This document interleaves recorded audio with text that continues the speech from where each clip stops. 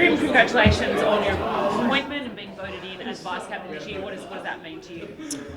Thank you, and it means a lot, honestly. With the way we do it with the boys voting and them backing me to be part of that leadership group. I'm just super excited to be a part of that with Mags, and hopefully do a good job.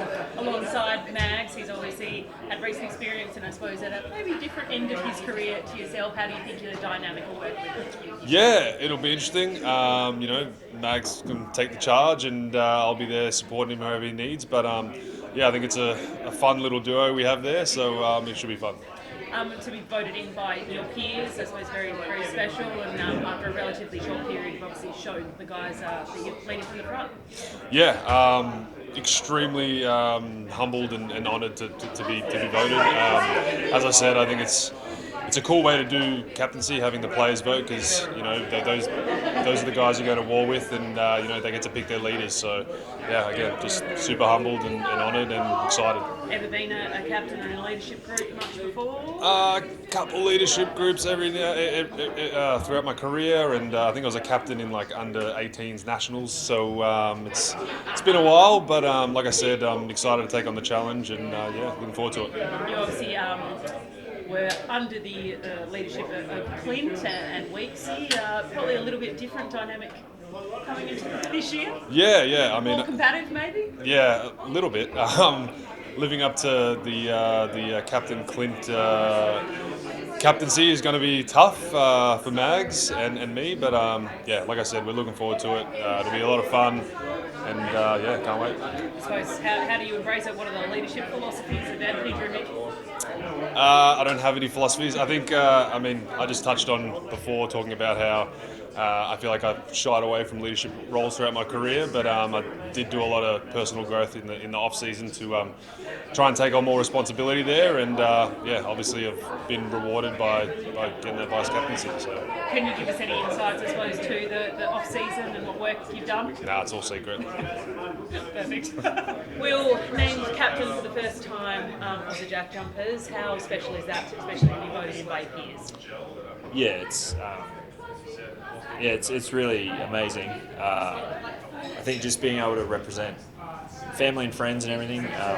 When I put the Jack Jumpers jersey on is amazing, and then to be voted by my peers to sort of represent that from the front by the club and sort of represent the state out there is pretty cool. It's going to be a fun experience, and I'm really excited to go along that journey with Drim and sort of learn from each other and sort of fumble along the way and see what we can figure out what works and how we can grow as a team and as leaders as well. You've only had a second or two to actually process that you're alongside Drim, but you may have considered it before this. But I suppose, how do you see that dynamic of you two working together?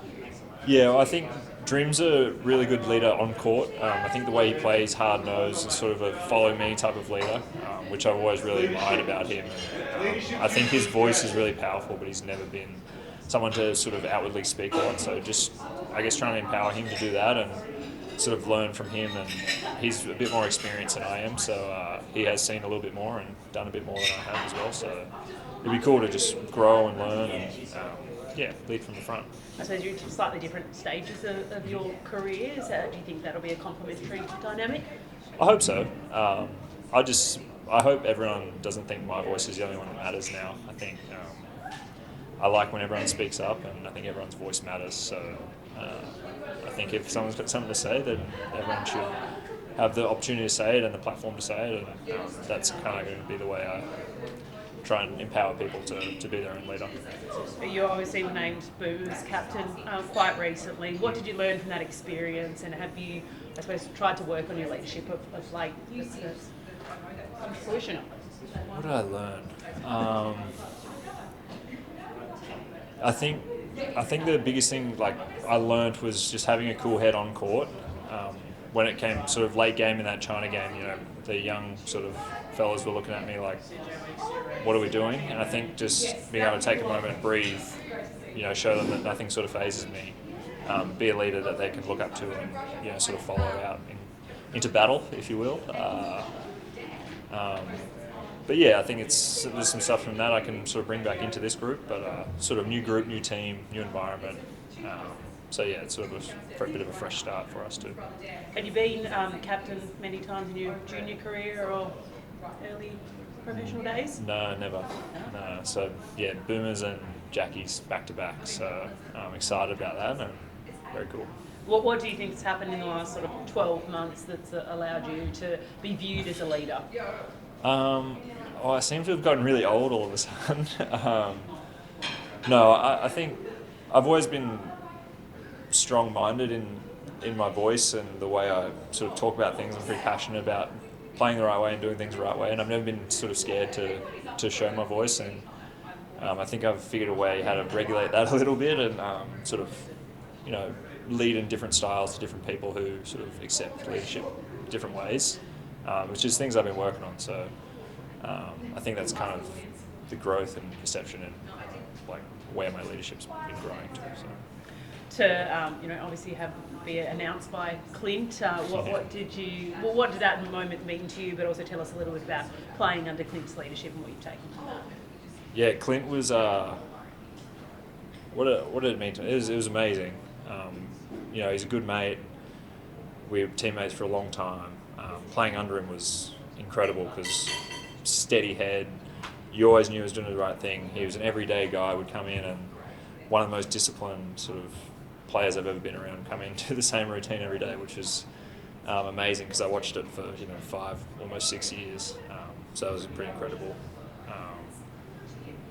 But yeah, just for him to pass down to me was really cool, and a moment I never thought I would cherish it like that in that way. So definitely special. You do sound like you're getting old and sentimental. Oh, thank you, KB. I suppose what is the Will Magnay leadership style? Have you thought much about it and reflected on the Boomers and sort of what you take out of that forward? Yes and no. I think they voted me in for what I've been doing so far, so I'm not going to try and change that too much, but just try and learn, I think, how people want me to lead, I think is sort of a big part of it, and just try and just be a role model on and off the court, and just continue to try and grow in that area.